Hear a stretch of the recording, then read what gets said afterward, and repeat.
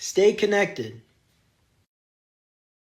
Make sure you hit the subscribe button. First of all, it's very, when I was contacted on this, it was very, I was honored and humbled. And those of you who know me through life, humble is not really a word associated with me, especially as I aged through high school and got to my college career and as coaching, because I always liked, as I would play in the gym classes. Well, move closer!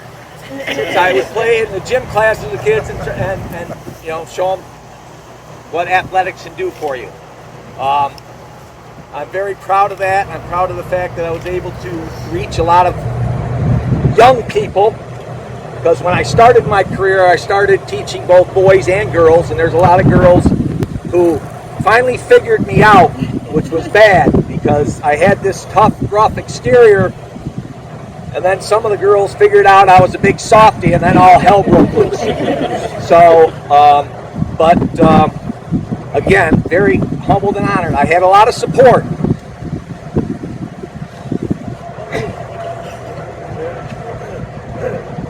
I said I wasn't going to do it. But I had a great nucleus of family that supported me all the way through, from my mother to my 3 sisters, my nieces, and everybody else associated with that. They were great. They let me chase my dreams, and they let me go in any direction I wanted to, but they were always there for me. And that includes my beautiful wife, Patty, who takes the brunt of the crap when I come home. Because I'm not a very good loser. Never have been. Because I'm sorry, competition is good. Okay, you have to learn to win jobs as you go out, when you graduate college, high school, whatever. You needed to learn how to win games and do it the right way. So when I come home and when I had losses, of course she'd be upstairs hiding in her bedroom by then, but I would sit down, and usually a pet would come down and try to console me, but that didn't work too much. But anyway, that being said, moving on, and I said I don't want to miss people.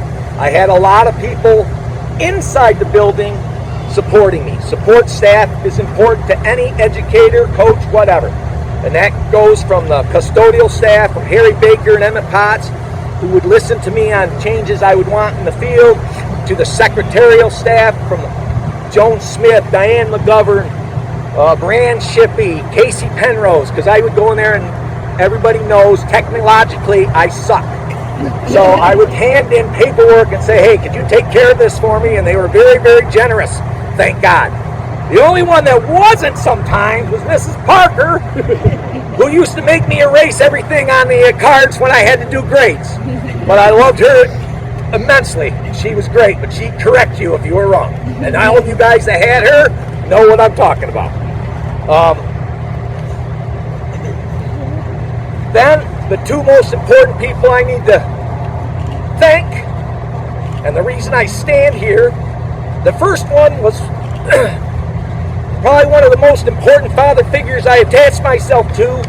When you're a young man and you lose your dad at 5 years old, you seek that male attention. And that happened to be Michael Joseph.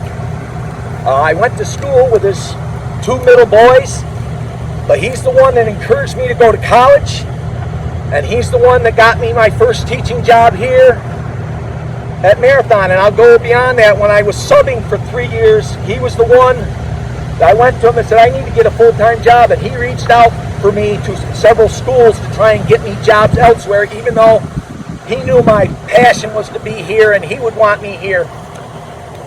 But without him, I would not be here. And the second most important person, that is Michael Riley.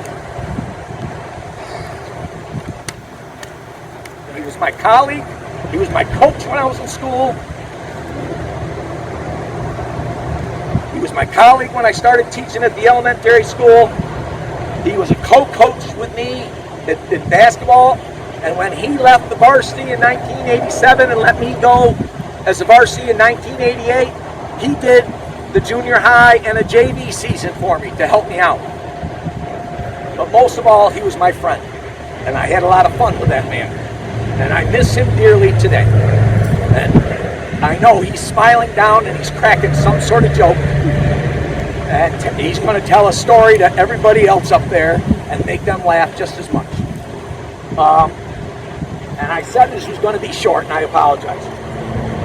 To all my coaches underneath me, that goes from Keith Mosier, Ryan Hoyt, Don Atwood,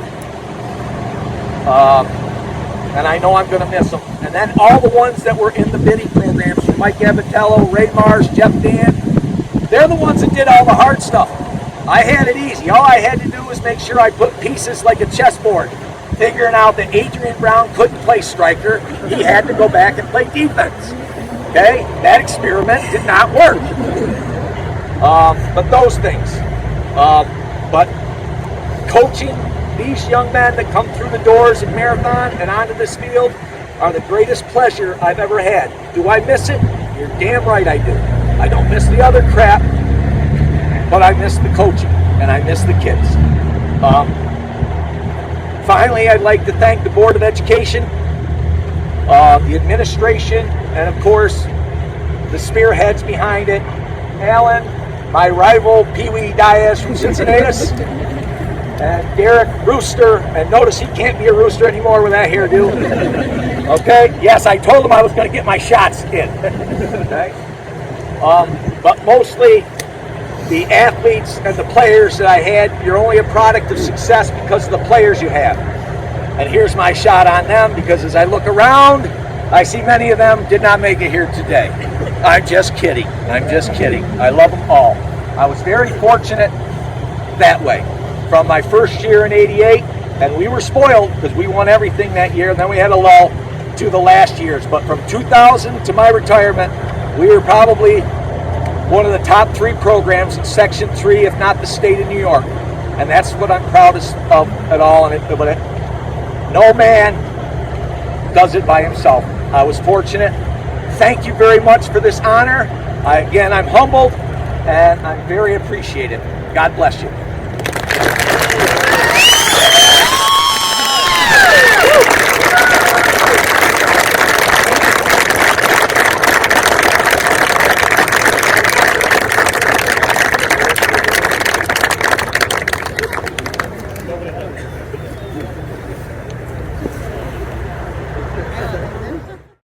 Stay connected.